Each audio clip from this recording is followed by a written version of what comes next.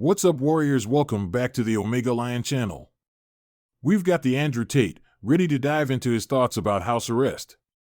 Make sure to smash that subscribe button and hit the notification bell so you never miss out on our manly content.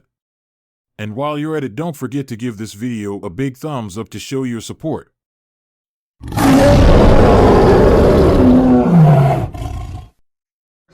on house arrest, so I thought I'll do something I'd never done before. I would use my $250,000 television. Look at it. Now I don't know if, you know those, when the camera records the other screen, it flickers and stuff. I don't know if it's gonna do that. But for all the people at home, the brokies, that's a badass TV. And I don't watch TV, ever. But I'm on house arrest. I came out of jail. They attempted to destroy me, but I'm still a trillionaire, so I thought, you know what? I might as well use this house arrest to rest and relax, to gather my chi for the Aikido of the future. So I thought, tonight, let's watch a movie with my brother. I've done it a few times. We've watched some amazing movies. But tonight I wasn't sure what movie to watch, so I thought, let's go to the Apple TV and let's see the #1 top movies charts.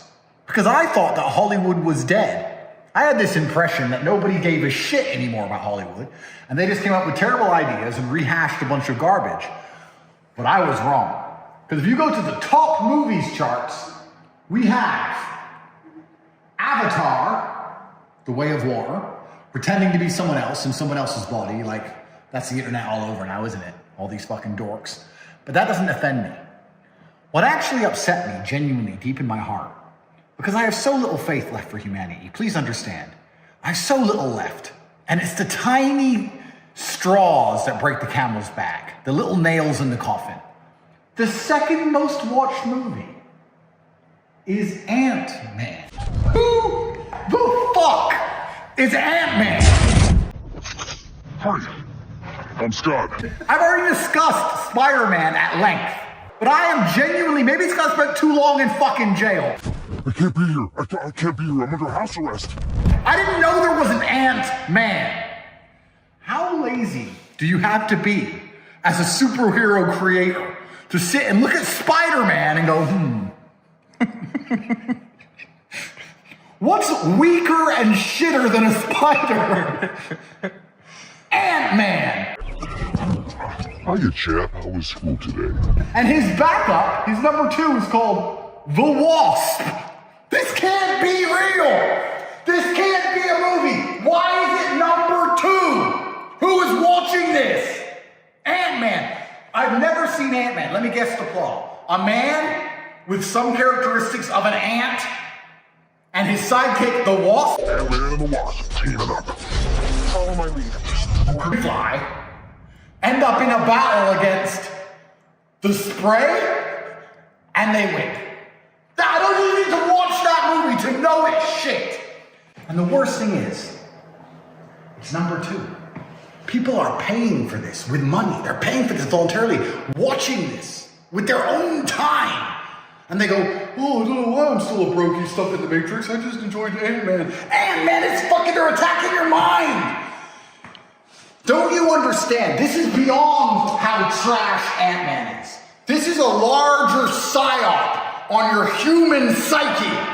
In the 1980s, you grew up and you wanted to be Steven Seagal. You wanted to walk into the bar and say, hey, don't talk to that girl. Better leave her alone. Aikido! And destroy all the men in the bar. That's fine. But now these kids are growing up and they want to do what? Ants? They want to be ants? Like your cousin, Luke? That's it? That's everyone's fucking aspiration? Ant-Man? Steven Seagal doesn't play fucking Ant-Man. Where's the action heroes? Who the fuck plays Ant-Man? I am pissed. Who plays Ant-Man? No Any idea. idea? No. Ant-Man actor. Paul Rudd. Who the fuck is that? Describe Paul Rudd to me. I think he's the guy who played Brian Fantana in Anchorman. Listen, he's pretending to be an ant. So he's clearly desperate for work. If I was an actor and they came along and said, Andrew, do you want to pretend to be an ant? I'd say, get fucked. No.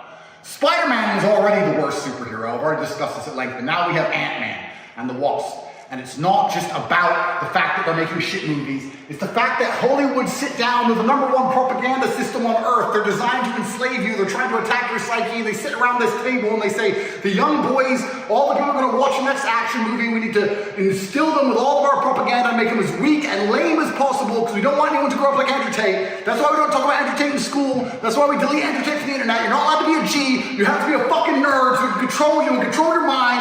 So let's create a fucking action movie that all the kids are going to watch. They're going to grow up and they're going to want to be fucking ants! Ants in a colony!